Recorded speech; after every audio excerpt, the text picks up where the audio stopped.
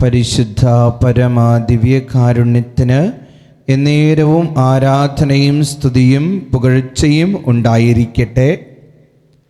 ഇന്നത്തെ യാത്രകൾക്കും കണ്ടുമുട്ടിയ വ്യക്തികൾക്കും ലഭിച്ച നന്മകൾക്കും എല്ലാറ്റിനും ദിവ്യകാരുണ്യ ഈശോയ്ക്ക് നമുക്ക് നന്ദി പറയാം.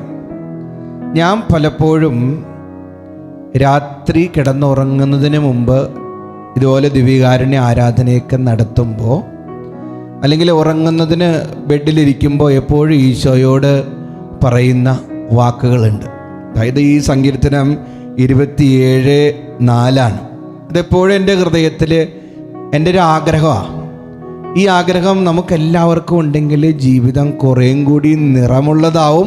നമ്മുടെ ആത്മീയ ജീവിതം ഇങ്ങനെ എന്താ പറയുക, ചിറക് വിരിച്ച് കുറേ കൂടി ഉയരങ്ങളിലേക്ക് പറക്കാൻ തക്ക വിധ കെൽപ്പുള്ളതാവും. വചനം സങ്കീർത്തനം 27:4 ഒരു കാര്യം ഞാൻ കർത്താവിനോട് അപേക്ഷിക്കുന്നു, ഒരു കാര്യം മാത്രം ഞാൻ തേടുന്നു. എന്താ നമ്മളെല്ലാവരും തേടേണ്ട ഒരു കാര്യം?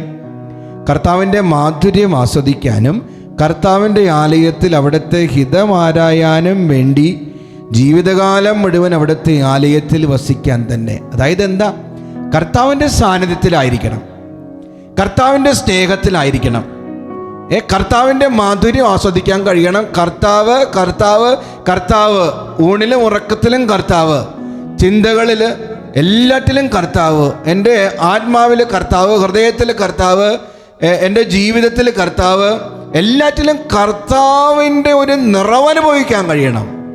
അവിടെ നിന്ന് ഒരിക്കലും വേർപിരിഞ്ഞ് ജീവിക്കാതിരിക്കാൻ, പ്രാർത്ഥനയിൽ അവിടത്തോട് ഒട്ടിച്ചേർന്ന് നിൽക്കാൻ, അവിടെ നിന്ന് കൃപകൾ സ്വീകരിച്ച് അവിടത്തെ കരം പിടിച്ച് ജീവിതം നവീകരിച്ച് മുന്നേറാൻ, ഒരിക്കലും പാപം ചെയ്ത് അവിടെ നിന്ന് വേർപിരിഞ്ഞ് പോകാതിരിക്കാൻ.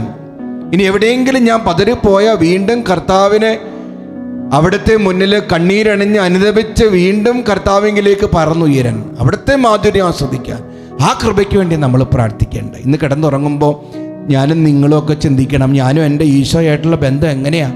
ആഴമുണ്ടോ? അവിടത്തോടെ പ്രാർത്ഥിക്കാൻ കൊതിയുണ്ടോ? അവിടുത്തെ ആലയത്തിൽ സന്ദർശിക്കാൻ കൊതിയുണ്ടോ? ബലിപീഠവുമായിട്ട് കെട്ടപ്പെട്ടൊരു ജീവിതമാണോ? കൗതാശികമായി കെട്ടപ്പെട്ടൊരു ജീവിതമാണോ? പ്രാർത്ഥിക്കുന്നൊരു വ്യക്തിയാണോ ഞാൻ? ഈശോയോട് ചേരാൻ, അവിടത്തോട് പ്രാർത്ഥിക്കാൻ നിനക്ക് കൃപ ലഭിക്കട്ടെ. ഇന്ന് മെസ്സേജ് ബോക്സിൽ ടൈപ്പ് ചെയ്യണം, ഈശോയെ അങ്ങയുടെ മാധുര്യം ആസ്വദിക്കാൻ കൃപ നൽകണമേ എന്ന്. ദിവ്യകാരുണ്യനാഥൻ നിങ്ങളെ അനുഗ്രഹിക്കട്ടെ.